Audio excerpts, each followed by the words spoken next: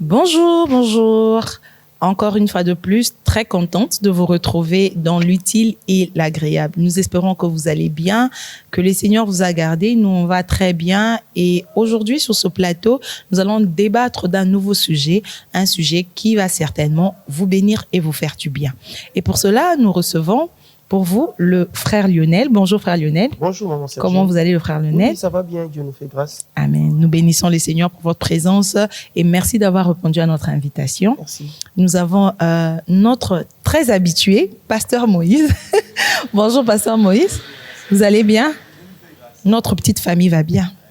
Amen. Nous bénissons le Seigneur également pour votre présence et nous vous bénissons, vous, de partout où vous nous suivez. Que la grâce de Dieu vous soit échue en partage. Peu importe les problèmes, peu importe la situation que vous pouvez vivre en ce moment, rassurez-vous que Dieu reste fidèle.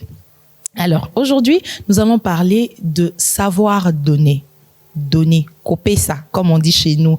Alors, avant de parler de cela, nous allons prendre le verset du jour avec le pasteur Moïse.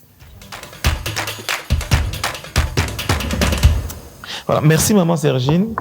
Un plaisir encore de vous retrouver dans le plateau. Exactement, plaisir partagé. Vraiment. Je bénis Dieu pour la présence du frère Lionel. Un plaisir aussi de partager même plateau avec lui. Alors aujourd'hui, par la grâce de Dieu, nous allons partager une portion d'écriture dans le livre de Proverbes, chapitre 11, dans le verset 25. La Bible dit: l'âme bienfaisante sera rassasiée, et celui qui arrose sera lui-même arrosé. Alors ici, lorsque je suis en train de méditer dans ce passage, je comprends par là, par la grâce de Dieu, le Seigneur nous montre le secret d'être béni, le secret de réussir. Vous voyez, dans ce monde ici, on nous met tellement de principes. Pour réussir, il faut faire ça. Pour être riche, il faut faire ça. Il y a des principes de management, il y a des principes, on vous dit, il faut épargner, il faut. C'est pas mauvais, c'est bien. Il y a un des principes que le monde ignore le plus, mais qui est le plus puissant dans la Bible, qui est aussi un des principes puissants dans la Bible. Bien aimé, c'est que Dieu dit que pour être béni, pour avoir de la richesse, il faut savoir donner, il faut savoir aider les autres, il faut savoir être généreux avec les autres. Ça veut dire prendre de ce que tu as, donner aussi aux autres. Mais je me pose la question, maman, moi j'ai envie d'avoir. Mais lorsque je prends, je donne, est-ce que je reçois ou je donne? Vous voyez, selon les hommes, ce que je perds, je donne quelque chose, quitte de moi et va. Oui. Mais dans le principe de Dieu, je ne perds pas. Vous voyez, dans le principe de Dieu, c'est un peu comme ces jeux de dames que nous jouons autrefois. Qui perd gagne. Vous voyez, j'avance mes pions et à la fin, j'ai plus de pions, mais c'est moi qui gagne. Oui. Vous voyez, donc avec Dieu, tu ne peux pas avoir et gagner. Il faut savoir perdre certaines choses. Il faut savoir donner pour recevoir. Vous voyez? Et dans les données ici, il y a plusieurs manières de donner. Premièrement, notre dîme. Nous la présentons, nous payons notre dîme devant le Seigneur. La dîme, c'est celle qui nous permet de revenir vers Dieu avec ce qu'il nous a donné en fait. Qu'est-ce que je prends? Je ne prends pas le 2 dixièmes, mais je prends le 1 dixième. J'ai $100, mais j'amène mes $10. Je viens donner à Dieu. Je viens le remettre à Dieu. Et c'est quoi le rôle de ces $10 que je donne à Dieu? Notre Père, lorsqu'il parle de la dîme, il explique ça mieux. Il dit que la dîme, c'est comme les noyaux. Quelqu'un qui mange une mangue, il n'avale pas les noyaux. Et qu'est-ce qu'il fait? Il prend ces noyaux, il va faire quoi? Il va replanter ces noyaux-là. Pourquoi? Pour que ça puisse produire encore un autre arbre qui va donner encore d'autres mangues. C'est comme pour dire que celui qui mange les noyaux n'aura plus jamais d'autres mangues à manger. Okay. Vous voyez? Donc celui qui ne paye pas sa dîme est en train de se bloquer lui-même, est en train de s'appauvrir lui-même. Et il va encore plus loin pour expliquer la dîme comme le pancréas. Vous voyez, quand vous égorgez un animal, vous allez préparer tout, mais vous allez prendre soin d'enlever les pancréas. Parce que si seulement c'est que cela s'éclatait dedans, tout devient amer, ça s'abîme. C'est comme pour dire que lorsque tu ne prélèves pas ta dîme dans le salaire, dans le revenu que tu as, tu es en train de te détruire. Tu es en train de fermer les écluses des cieux. La Bible dit, apportez à la maison du trésor vos dîmes. Et vous verrez si je n'ouvrirai pas les écluses des cieux. Vous voyez un peu ça? Donc, il y a beaucoup qui se disent, oh non, ça va, bon, c'est pour moi, c'est moi qui ai travaillé. Et lorsqu'il a un salaire ou bien des revenus devant lui, donc il a tellement de projets qui arrivent. Donc, tu dois payer la maison, tu dois. Écoute, tous ces projets-là, c'est nécessaire, mais ça vient après. Okay. La première des choses qui doit être tenue en compte, c'est quoi? C'est d'abord la dîme. Oui, la dîme que tu as. Il y a les offrandes que tu amènes dans la maison du trésor, dans la maison de Dieu. Tu amènes ça. Et ça, on la prélève déjà depuis le début de la semaine. Tu amènes ça dans la maison de Dieu. Et qu'est-ce qui se passe? Les gens ont l'impression qu'on enrichit les pasteurs avec. C'est une très mauvaise conception. Parce qu'il y a aussi des pasteurs qui s'enrichissent avec. Là, ce sont ceux-là qui travaillent. Il y a des pasteurs qui font les programmes du dimanche. Il y a de ceux-là qui les font. Sont des serviteurs qui servent Dieu pour un gain sordide. Pour leur ventre. Il n'est pas appelé par Dieu, mais il le fait pour son ventre. Oui. Il aura sa récompense à lui. Okay. Il aura sa récompense et Dieu sait comment le prendre en charge. Et ils sont nombreux. Et je m'aimerais dire en ce moment-là même que, frère, on ne devient pas pasteur par un songe ou bien par les soucis de remplir le ventre. On devient pasteur parce que Dieu t'a établi et il t'a appelé. Okay. Et il a donné aux uns comme. Il a donné aux uns comme pasteur, comme prophète, comme apôtre, comme évangéliste et comme docteur pour le perfectionnement de saints. C'est pas pour remplir les ventres. Bon. Alors, débat d'un autre jour. Je vais parler sur savoir donner. Vous voyez un peu ça? Donc, il y a un secret dans les données. Et lorsque vous revenez dans Genèse, et la Bible dit que, plus bas, il dit quoi? Il dit, tant que le ciel et la terre existeront, la loi de la sémaille et de la moisson ne passera jamais. C'est comme pour dire que donner, c'est comparé à un laboureur qui fait quoi? Qui sème. Il sème et il attend une récolte demain. Donc celui qui donne sème. Celui qui ne donne pas fait quoi? Il ne sème pas. Et il ne peut jamais s'attendre à une bénédiction. Et vous verrez que les gens qui ont compris ce message n'aiment jamais rester seuls à la maison. Ils aiment qu'il y ait des visiteurs à la maison qui viennent, des gens à la maison. Ils comprennent la loi de donner, la loi de s'aimer, la loi de faire du bien aux autres. Vous voyez un peu ça. Donc, ce qu'on vous dit, il dit que non, l'âme bienfaisante sera rassasiée. On ne dit pas une main, mais on dit l'âme. Quand on voit l'âme, c'est le siège de pensée, le siège des sentiments, c'est le siège de nos émotions. C'est comme pour dire que le fait de donner, le fait d'être bienveillant ne doit pas être une circonstance ou bien un fait du hasard, mais ça doit être l'émanation de nous, vous voyez. C'est dans nos cœurs, dans nos pensées. Donc, c'est ancré dans nos sentiments. Je prends plaisir à donner. J'ai du plaisir à faire ça. Vous voyez un peu. Oui. Et la récompense ne vient pas lorsque tu le fais avec contrainte. Vous voyez. Mais c'est une question d'âme, d'état d'âme, un sentiment, une pensée, une disposition qui est en toi. Et en faisant cela, la personne te bénit. Je m'aurais dit ici, pendant que je méditais, je revenais un peu sur ça. Bien aimé, ce n'est pas seulement les mauvaises paroles qui arrivent dans la vie d'une personne, mais il y a aussi les bonnes paroles qui arrivent. Oui. Imagine que je te donne mon téléphone, je te dis non, je vois que tu n'as pas un bon téléphone, je te donne, tu prends. Tu me dis quoi? Merci que Dieu te bénisse. Vous pensez que Dieu, là, il est resté sans rien faire? Non, il prend acte de cela et il accompagne cette parole-là. Ça, on ne comprend pas. J'aimerais dire à quelqu'un, au-delà du travail, je n'exclus pas le travail, au-delà du travail, n'oublie jamais qu'il y a un autre principe pour être béni, c'est les donner. Merci beaucoup, Pasteur Moïse. Aujourd'hui, nous parlons de donner, de savoir donner. Frère Lionel, à quel moment nous devons donner? Pourquoi il faut donner? Dans le verset du jour, le pasteur Moïse nous a dit bien de choses et il a touché à beaucoup de choses dont nous allons revenir petit à petit. Mais à quel moment il faudrait donner et pourquoi je dois donner quelque chose? Parce qu'il a touché déjà l'aspect biblique du donner avec les offrandes. Mais commençons d'abord par vous et moi. Pourquoi moi je dois donner au frère Lionel? Ok, merci maman Sergine pour cette belle question. Parlons du donner, en fait, j'aimerais déjà que les gens essayent de comprendre, quand on parle de donner, on attend exactement quoi? Donner revient à dire que je prends un bien ou quelque chose qui m'appartient et les transférer, les remettre à quelqu'un d'autre. Mais pourquoi est-ce que nous devons le faire? Parce que il faudrait savoir est-ce qu'on est obligé, c'est juste quelque chose de comme ça. Si nous donnons dans notre vie de chaque jour, déjà, j'aimerais le dire, premièrement, c'est parce que c'est un principe que Dieu a établi dans la vie de chaque jour. C'est un principe que Dieu a établi et nous nous souvenons tous que lui-même a déjà commencé par le faire. La Bible dit dans Jean 3,16 que Dieu a donné. C'est le premier à Donc, avoir le donné. premier à avoir donné, c'est Dieu. Et étant qu'il l'a fait, il veut aussi que nous puissions le faire. Alors, pourquoi est-ce que nous donnons? C'est parce que Dieu veut que nous puissions le faire. Dieu a établi ces principes. Et en dessous de ces principes découlent plusieurs autres choses qui pourront nous permettre encore de comprendre pourquoi est-ce que nous donnons. Parce qu'on peut bien dire que Dieu veut que l'on puisse donner, mais pourquoi est-ce qu'il veut que l'on puisse donner? Parce que derrière cela se cachent plusieurs bénédictions. Je crois que comme le pasteur Moïse venait de le dire tantôt, quand nous donnons, ce n'est pas en vain.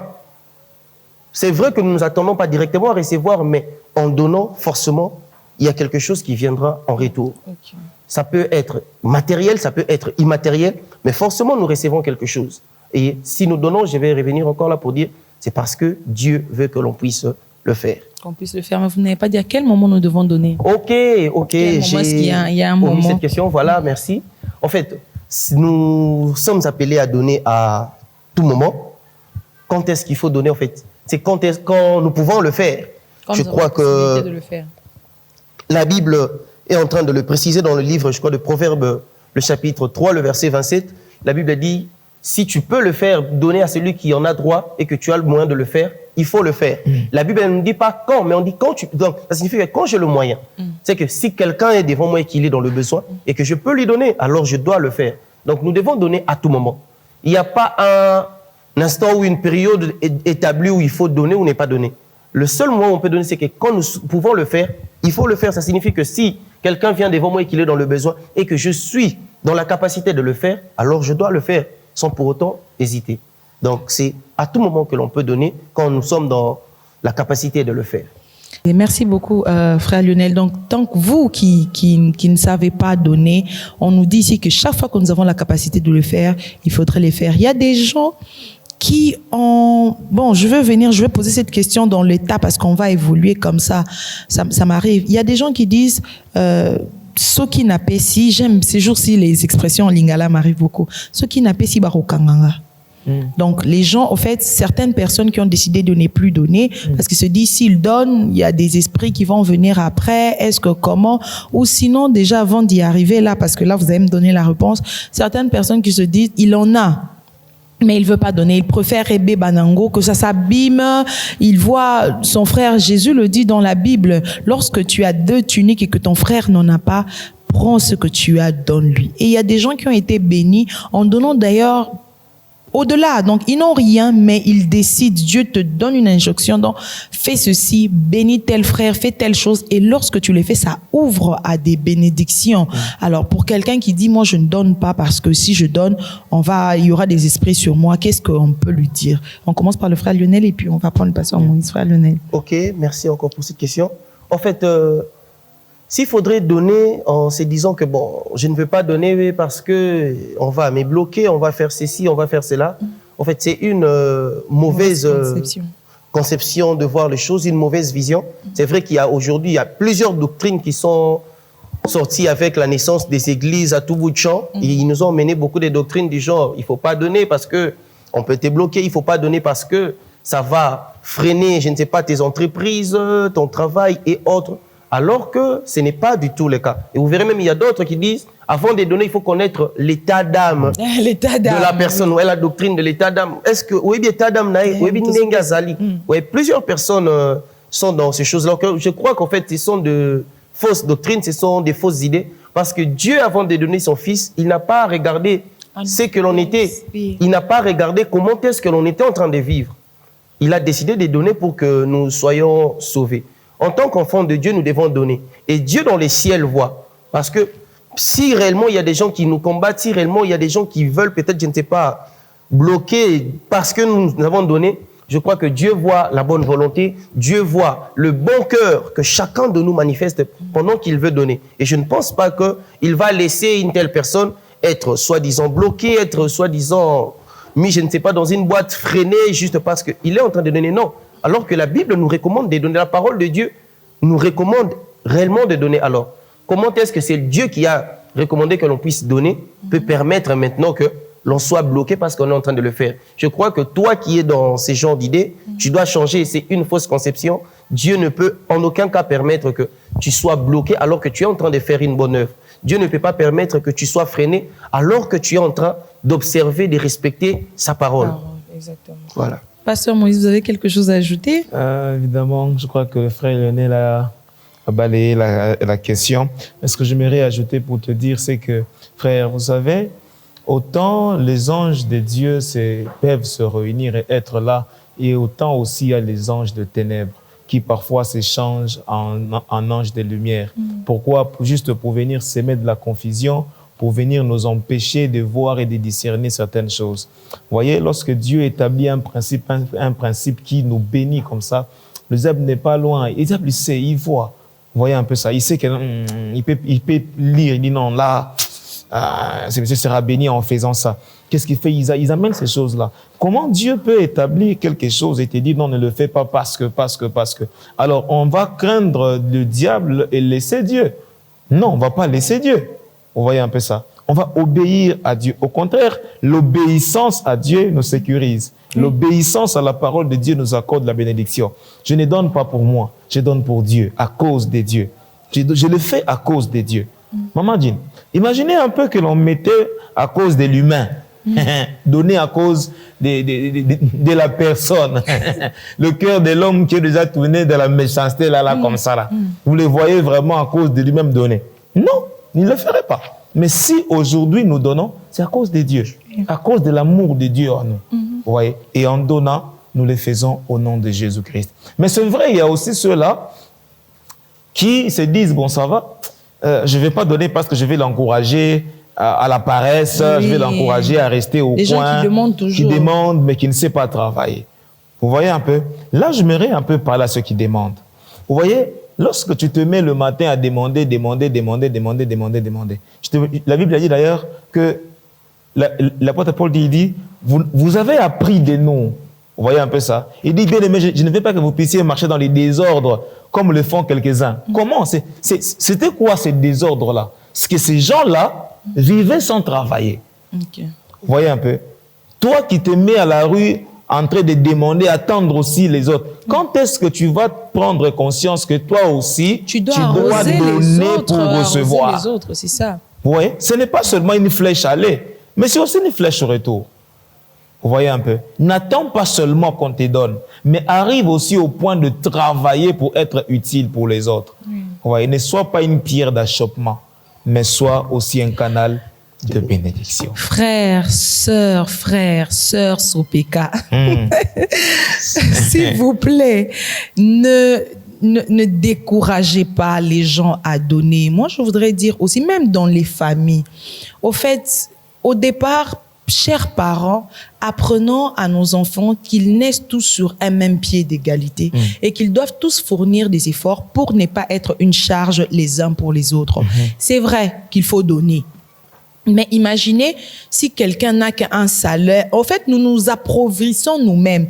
Et les gens qui aiment être les likondi à famille, comme on dit chez nous en Afrique, au fait, tu as servi tout le monde, c'est toi seul qui as. En réalité, tu n'es pas riche, tu es pauvre. Parce que tant que c'est toi-même qui as, tu dois donner à 10 personnes. Mais imagine que les 10 personnes travaillent. Si chacun, même notre État, si chacun peut avoir ne serait-ce que c'est 10 000, ça ferait que celui qui en a 100 sentira le bienfait de son argent. Oui, à ressentir bon on aille, parce qu'il n'a pas à les diviser à 1000 personnes, tu vois. Mais si tout le monde peut faire un petit effort, tout le monde va pouvoir se retrouver. On n'aura pas des gens qui seront tout le temps en train de quémander. Et lorsque les gens vont donner, ils vont donner des cœurs joie, ils vont donner avec joie, ils vont donner pour aider. Parce que si quelqu'un est dans la souffrance, il faut l'aider, il faut donner, parce que nous parlons du donner.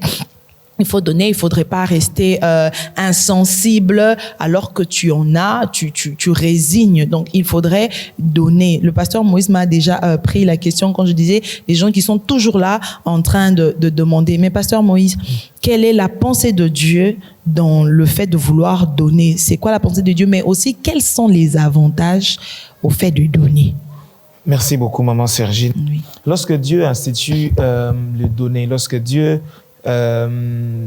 institue les données, ce n'est pas un fait du hasard. C'est qu'il y a toujours un avantage caché, il y a toujours quelque chose de bien. Les soucis de Dieu, premièrement, c'est que nous puissions vivre dans l'abondance. Vous voyez, c'est lui qui sait donner, c'est lui qui sait arroser. On dit que non, c'est lui qui arrose, sera lui-même arrosé. Vous voyez un peu ça? Lorsque tu fais du bien à quelqu'un d'autre, rassure-toi que ce bien te reviendra un jour. Même si la personne à qui tu as fait du bien ne te donne pas ce bien que tu lui as fait, ce n'est pas à lui de te rendre, c'est à Dieu de te rendre. Oui. Vous voyez un peu? Parce qu'il y a beaucoup qui se disent, bon, je ne peux pas le faire à lui, quand est-ce qu'il aura des moyens pour me retourner la part? Non, ce n'est pas à cause de lui que je fais. Et ce n'est pas en entendant de lui que je fais ce bien-là. Je le fais en entendant de Dieu. Oui. Vous voyez? S'il ne peut pas les donner, mais à cause de Christ, je fais quoi? Mais je me pose la question, quel est l'idéal que tu as à vouloir donner seulement à ceux qui peuvent te donner? Et les jours, ils ne seront pas là. Et quand tu les donnes, est-ce que c'est vraiment du fond de ton cœur? Non, tu le fais par rapport aux attentes. Alors la pensée de Dieu, c'est arriver à faire quoi? Arriver à déterminer une certaine abondance dans la vie. Recevoir, être béni, être béni. D'ailleurs, il compare ça, quand vous lisez Genèse 8, 22, il dit, tant que le ciel et la terre existeront, la loi de la semaille et de la moisson ne passera pas. Je paraphrase. C'est comme pour dire que lorsque tu donnes, tu sèmes, tu recevras. Tu donnes, tu sèmes, tu recevras. Je me redire à quelqu'un que lorsque tu ne donnes pas, tu ne recevras jamais. Mais lorsque tu sais donner, tu feras quoi? Tu recevras. La Bible dit, celui qui épargne en l'excès tombe dans la pauvreté. Vous savez, il y a de ceux-là qui ne donnent pas, mais qui épargnent. Il peut être dans son compte en banque, il a tellement de millions, mais il ne sait pas donner aux pauvres. Ah, vous restez là, ah, vous des sorciers, ah, vous là, vous là. Non, l'argent, c'est pas... L'argent ne ressemble pas à une carte de photo qu'on met dans l'album. Non, l'argent est fait pour être dépensé. C'est pas seulement l'argent, même les habits. Comment tu peux avoir tes propres habits? Tu sais que non, tu as grandi, tu as grossi, ça ne te suffit plus. Va, donne. En donnant, Dieu voit qu'un vide est resté. Il va ouvrir. Je connais un homme, il dit, lui, pour recevoir, il doit donner. J'ai expérimenté ça avec lui. Et moi, il dit, bon, ça va, je n'ai pas d'argent pour acheter les habits, mais je vide ma garde-robe. Ah, mais tu n'as pas d'argent. Qu'est-ce que j'ai dit? Non, en vidant là, une opportunité va se créer pour que je puisse savoir. Okay. Il a compris ce principe-là.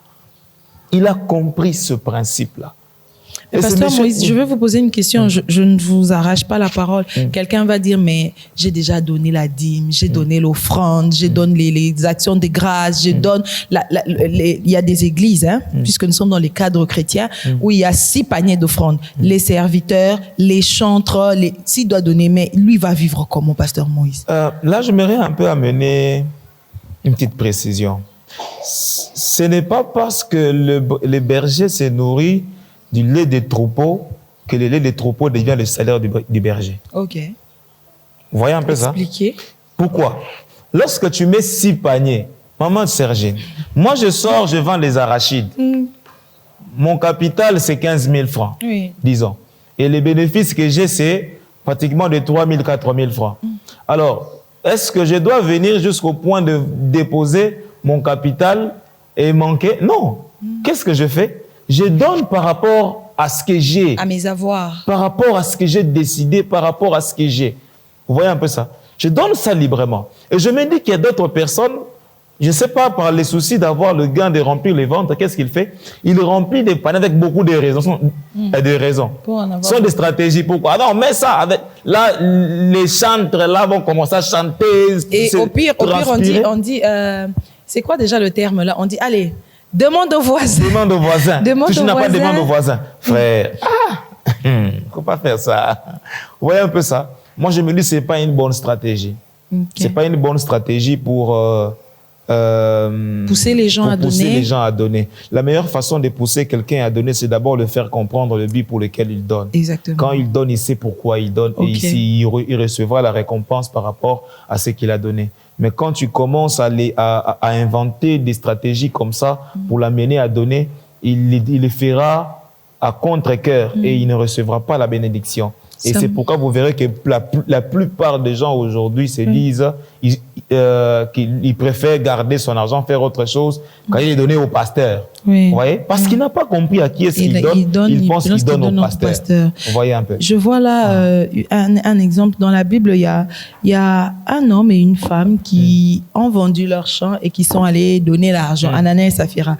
Frère Lionel, est-ce qu'il faut donner comme Anania et Saphira? Comment il faut donner selon la Bible? En fait, à cette question, j'aimerais qu'on puisse lire un verset, comme ça on pourra déjà, au travers de ces versets, comprendre la réponse. La Bible dit dans le livre de 2 Corinthiens, le chapitre 9, le verset 7, il dit que chacun donne comme il a résolu en son cœur, sans tristesse ni contrainte, car Dieu aime celui qui donne avec joie. Je crois que, par rapport à ça, comment il faut donner, c'est que chacun doit donner comme il a résolu.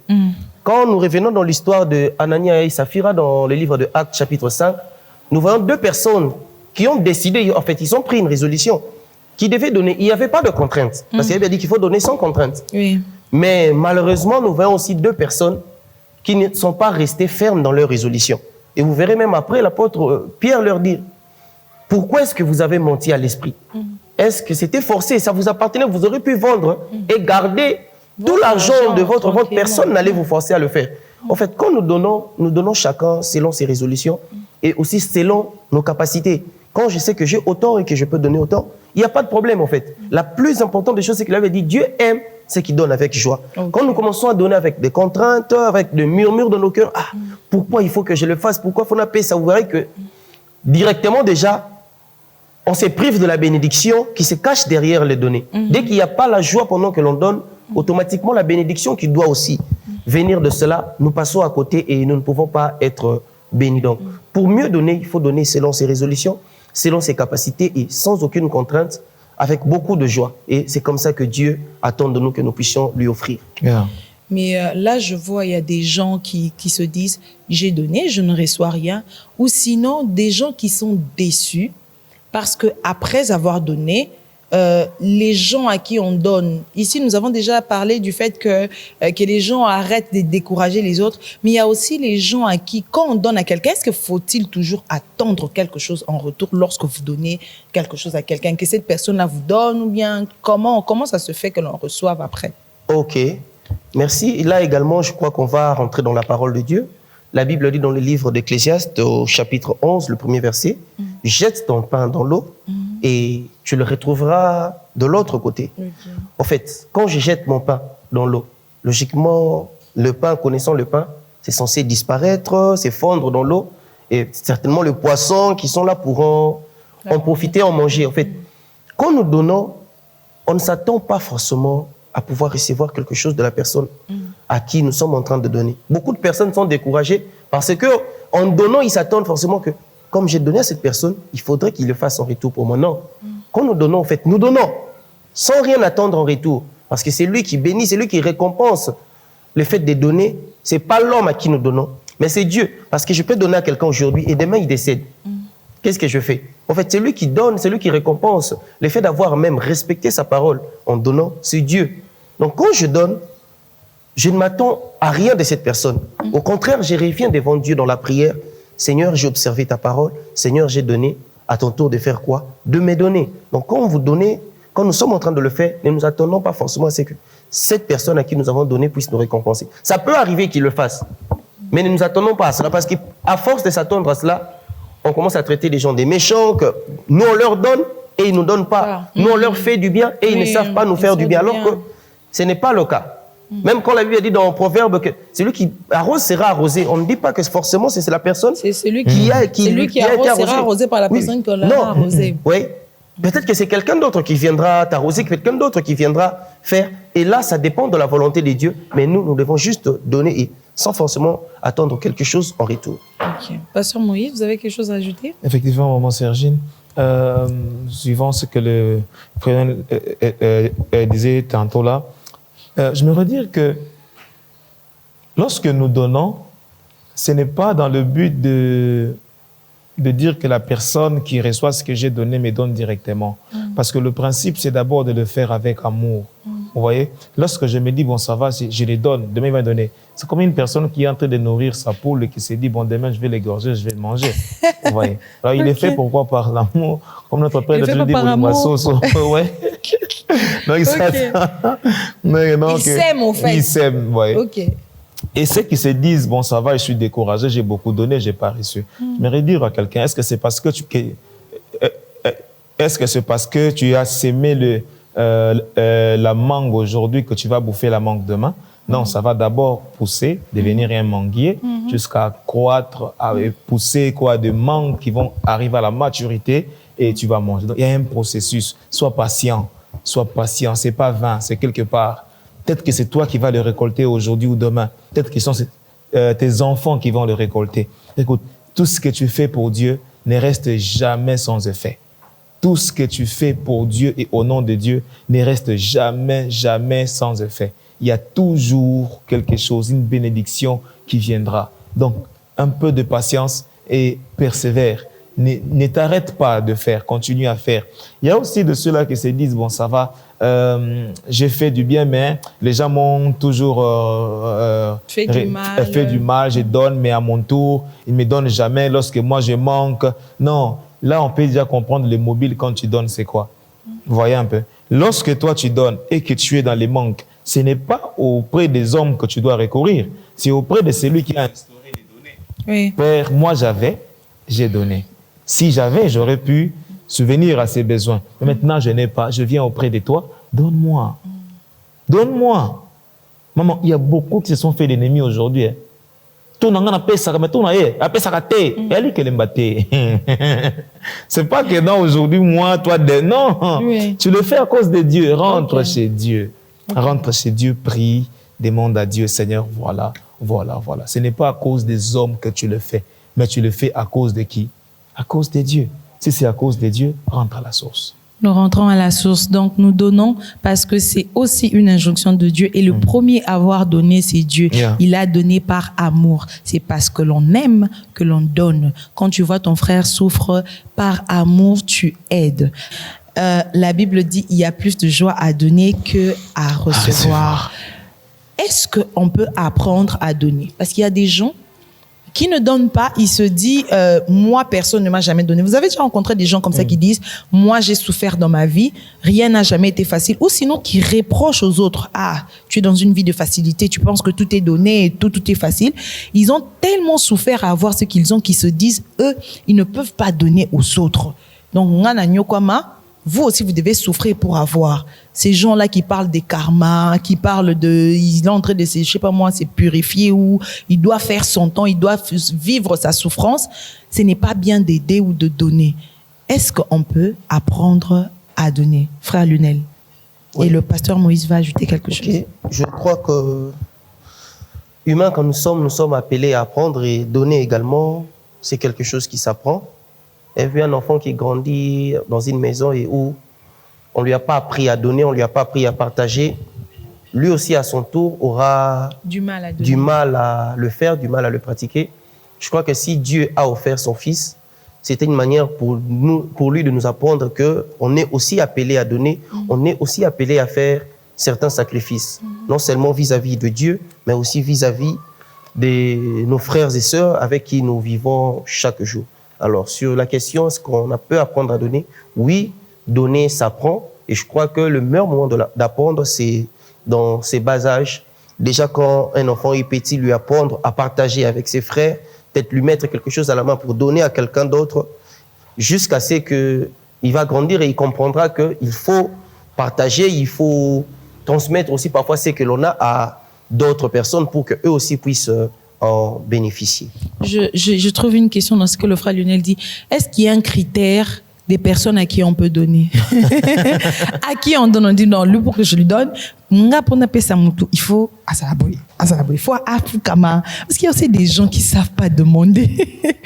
Il y a des gens qui méritent pas aussi. Bon, je vais pas dire qu'ils méritent pas qu'on leur donne, mais tu vois, ils demandent avec orgueil.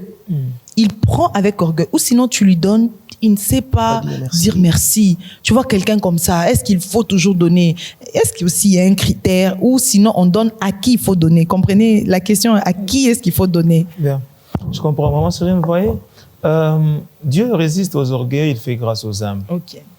Tu ne peux pas venir demander avec orgueil et attendre quelque chose de la part de Dieu, même des humains. Ce n'est pas pour toi d'abord. Et puis tu viens...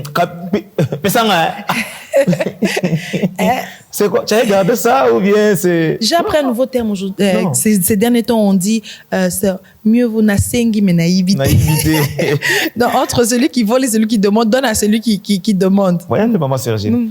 D'ailleurs, celui qui demande a sa main tendue. Oui. Et sa main est en bas. Et celui qui donne est au-dessus. Et C'est déjà la disposition déjà très claire et très simple pour montrer l'attitude et l'état de celui qui demande celui qui doit recevoir. avoir, celui qui doit recevoir. Quand je viens pour demander, je ne viens pas avec orgueil. Je dois venir avec humilité. Ok. Avec humilité. Donc, lorsque tu n'es pas humble, tu te repousses, tu t'empêches la grâce. Quand tu demandes, ce n'est pas que tu mérites, mais tu demandes une faveur. Oui. Mais comment toi qui demandes une faveur, tu viens comme méritant? Non, tu ne l'auras pas, on va te résister. Oui. Vous voyez? Alors, en demandant une faveur, mets-toi dans la disposition de recevoir de celui qui a besoin et qui veut attirer la compassion et la miséricorde de celui qui doit te donner. Ok. Vous voyez un peu ça. Et lorsqu'on dit que les critères, est-ce qu'il faut donner? Non, ce n'est pas le visage de quelqu'un qui te plaît que tu donnes. Là, ne me plaît pas, n'a pas ça. Non. Vous voyez un peu ça? On donne. Vous voyez? Aujourd'hui, j'aimerais quand même lancer un appel pour dire aux gens, vous voyez, il y a des orphelins à vos côtés là. Oui. Il y a le veuve à vos côtés là. Oui. Faites quoi d'eux? Il y a les malades dans les hôpitaux. Faites quoi d'eux? Il y a des gens qui meurent à l'hôpital parce qu'ils n'ont pas une seringue de 150 francs, 200 francs. Oui. Il n'a pas de paracétamol, mais qui meurt. Une vie par une destinée qui s'éteint comme ça à cause de 200 francs, 300 francs. Mais tu peux bâcler 10 000 francs à Capé, là, tu peux bâcler $50 dans un restaurant, calmement, et puis ça ne t'écoute pas la vie. Rien. Mais il y a quelqu'un qui est d'entrer dans la terre à cause de 200 francs, 300 francs. J'aimerais comprendre là que donner, c'est aussi une disposition de cœur. C'est pourquoi David, lorsque, dans 1 Chronique 29, lorsque le peuple a offert à Dieu le bien pour construire les temples, David fait une prière à Dieu. Il dit, Seigneur, maintiens à toujours dans le cœur de ton peuple ces bonnes dispositions. Oui. C'est pour dire que ça ne venait pas d'eux, ça venait de Dieu. Et comme ça vient de toi, maintiens ça, garde ça. Frère, si toi, tu n'as pas encore eu le cœur pour donner les autres, demande à Dieu, donne-moi aussi un cœur pour donner. Change mon cœur. Vous savez, maman, il y a des ceux-là, ce n'est pas seulement qu'il n'a pas le cœur de donner, mais il ne sait pas compatir avec les autres. Il n'a pas ce cœur-là pour avoir pitié quand l'autre souffre. Ah, quitte là. Donc, il a des raisons pour ignorer la souffrance des autres. Il ne peut pas se mettre à la place de ce bon samaritain. J'ai ma charge, j'ai ma direction, j'ai. Mais il est tombé, je ne sais pas pourquoi il est tombé. Je peux quand même le sauver, je peux quand même le faire du bien, je peux quand même le donner. Non. Vous voyez un peu ça? Oui. Alors que Dieu nous donne ces bonnes dispositions dans les cœurs, ces bons cœurs-là qui s'est donné. Car Dieu a tant aimé l'amour dans ses cœurs. Et je crois que cela sera facile, car sans Dieu, nous ne pouvons rien faire. Nous ne pouvons rien. Sans Dieu, nous ne pouvons vraiment rien. Que Dieu vous donne ces bonnes dispositions-là pour que vous puissiez apprendre. Ça s'apprend, que vous appreniez à donner, que Dieu vous aide à voir les peines et les souffrances des autres qui sont autour de vous, pour que vous ayez apprendre à donner. Parce que lorsque vous donnez, vous recevez forcément. Et vous ne pouvez pas vous empêcher de donner. Donner apporte une bénédiction. Vous savez, il y a des gens, quelqu'un qui dit, je dois faire du bien à cet enfant. Son père m'avait fait du bien. Vous voyez l'histoire de Méphibosheth, voilà. Il a eu la grâce, alors qu'il était interdit aux gens qui étaient infirmes, qui avaient cette incapacité comme lui de s'asseoir à la table du roi. Il a eu cette grâce parce qu'un jour, Jonathan avait fait du bien à David quand David n'avait rien. Parce que il y a des gens qui se disent, bon, ils cèdent entre eux les riches. Ils se disent, on a le même niveau, on se rend des services. Mais lorsque vous voyez plus bas cette personne-là, vous n'avez pas les limites de sa vie. Vous ne savez pas ce qu'elle peut devenir demain. Vous ne connaissez pas qui va aider vos enfants demain. Alors, quand vous faites du bien, ne faites pas du bien, comme Pasteur Moïse a dit, en choisissant les visages. Ne faites pas du bien en calculant que je lui ai fait du bien, lui aussi doit me rendre le bien. Vous pouvez faire du bien aujourd'hui qui pourra produire sur vos enfants ou sur les enfants de vos enfants. On ne sait jamais. Donc, apprenez à faire du bien, faites du bien, donnez, donnez et donnez encore. Alors, nous allons prendre notre rubrique de Il est écrit et nous allons tout doucement à la fin de notre émission. Alors, notre premier verset, il est dans le livre de Ecclésiaste 11, le verset 1 et 2. La Bible dit « Jette ton pain à la surface de l'eau et avec le temps, tu le retrouveras. » Le deuxième verset, il est dans le livre de Hébreux 13, 16. La Bible dit « Et n'oubliez pas la bienfaisance et les libéralités. Car c'est à des sacrifices, c'est à des tels sacrifices que Dieu prend plaisir. » Le second livre, c'est le livre de Actes 20, 35. La Bible dit « Je vous ai montré de toutes les manières que c'est en travaillant ainsi qu'il faut soutenir les faibles et se rappeler les paroles du Seigneur qui a dit lui-même « Il y a plus de bonheur à donner qu'à recevoir. » Le second verset, il est dans le livre de Philippiens 2, 4. La Bible dit que chacun de vous, au lieu de considérer ses propres intérêts, considère aussi ceux des autres. Le second livre ou le second verset, il est dans le livre de Luc 6, 38, où la Bible dit « Donnez et il vous sera donné. L'on versera dans votre sein une bonne mesure, serrée, secouée et qui déborde. Car on vous mesurera avec la mesure dont vous vous serez servi. » Le second livre, il est dans le livre de Luc 6, 38. La Bible dit « Donnez et il vous sera donné. On versera dans votre sein une bonne mesure, serrée, secouée et qui déborde. Car on vous mesurera avec la mesure dont vous vous serez mesuré. » Nous espérons que ces versets vont constituer un bon dépôt en vous. Alors, nous arrivons vraiment à la fin de cette émission, mais nous allons terminer par une question qui me trottait à l'esprit et qui ne peut pas rester sans avoir eu réponse de la part des serviteurs de Dieu qui sont sur ce plateau. Pasteur Moïse, frère Lionel, que pouvons-nous dire des personnes qui donnent pour être vues? Donc, lui, il donne, mais pour qu'on le voie. On va commencer par le frère Lionel et on va terminer par le pasteur Moïse. Ok. En fait, quand nous donnons déjà, l'idée ou la pensée de Dieu n'est pas de donner pour être vu. Et je crois qu'à ceux qui agissent ou qui fonctionnent de cette manière-là, ils se privent en réalité les bénédictions. Parce que nous ne donnons pas, en fait, pour que nous devenions des stars. Nous ne donnons pas pour qu'on puisse nous applaudir. En fait, là, c'est agir à la manière des pharisiens, en fait. Ils aimaient se tenir au coin de synagogue pour qu'on leur voie en train de prier. Quand ils sont en train de partager, ils étaient en train de partager, non pour qu'ils fassent du bien réellement aux autres. En fait, ils profitaient de la douleur ou du manque des autres pour se faire un nom. Et je ne crois pas que Dieu dans les ciels attend de nous que l'on puisse agir ainsi. Donc, quand nous donnons, la Bible elle-même dit que quand la main droite est en train de donner, que la main gauche ne le sache pas. Ça signifie qu'en fait, c'est un secret. Quand je te donne, ça reste entre nous. Parce que des fois, c'est humiliant, des fois, c'est rabaissant de vouloir donner quelqu'un et que derrière, tu ailles dire, voilà, c'est moi qui lui ai donné. Derrière cette chemise qu'il porte, ça vient de moi. Ouais, les pantalons, les catchs qu'il a, c'est moi, en fait. Dès que nous agissons ainsi, nous nous privons de toutes les bénédictions qui peuvent venir derrière cette donation que nous avons eu à faire. Où nous voyons les gens, quand ils vont donner, ils ont des appareils photo, des caméras pour que le pays tout entier voit qu'ils ont donné un sac de riz, je ne sais pas, comme si ces sacs de riz pouvaient nourrir toute la vie d'une personne. Oui. Alors qu'en réalité, ce n'est pas du tout le cas. Donc, si vous êtes habitué à agir ainsi, je crois qu'il ne faudrait plus le faire. Ce n'est pas une bonne pratique. Avant que le pasteur Moïse ne clôture avec nous, j'aimerais vous inviter.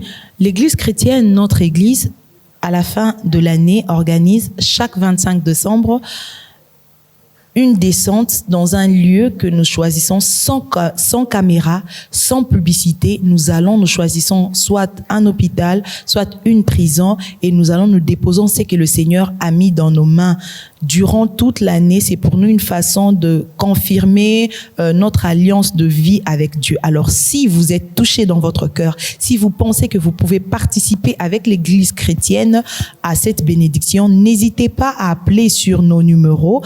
Il y aura des numéros là sous le bas de l'écran, les numéros des Pareils à l'Aigle. Appelez, dites que vous voulez participer au service du donné que nous organisons le 25 décembre. Donc, cette année aussi, nous allons y aller, et la bénédiction qui repose sur tous les membres de l'Église chrétienne ne manquera pas de reposer sur vous également. Amen. Pasteur Moïse, dites-nous ce qui donne en fanfarant.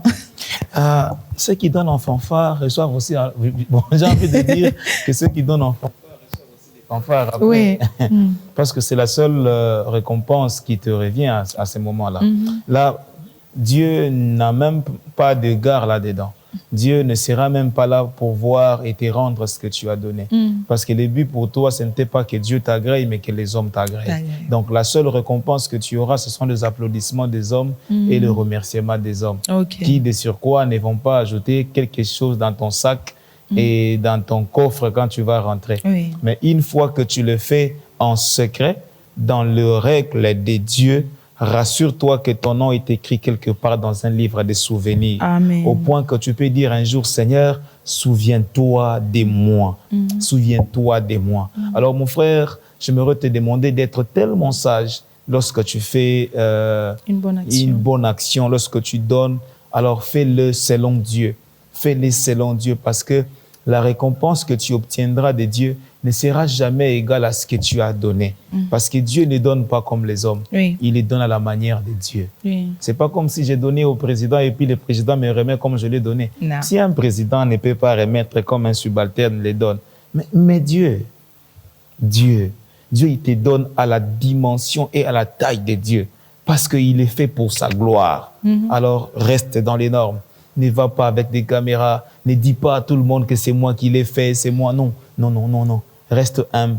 Reste dans le secret. Et le Seigneur qui voit dans le secret te rendra ce que tu as fait. Amen. Le Seigneur qui voit dans le secret te le rendra. Ne donne pas à la manière du diable. Le diable, il donne avec la main droite, il récupère avec la main gauche. Or, lorsque notre Dieu, il donne au-delà. Il donne sans tenir compte. Et quand il revient pour bénir, il bénit sans réserve. La preuve n'en est que l'Église chrétienne. Donc, soyez bénis. Nous espérons que cette émission d'aujourd'hui vous aura béni abondamment. Vous qui ne savez pas donner, vous allez apprendre à donner. Vous qui êtes fatigués de donner parce que les gens ne vous rendent pas la monnaie de votre pièce, sachez que c'est Dieu qui est au ciel qui vous bénit et ce ne sont pas les gens à qui vous donnez. Dans l'espoir de vous retrouver très prochainement avec un autre sujet sur Pareils à l'Aigle Télévision dans l'utile et l'agréable. Shalom chez vous. Merci.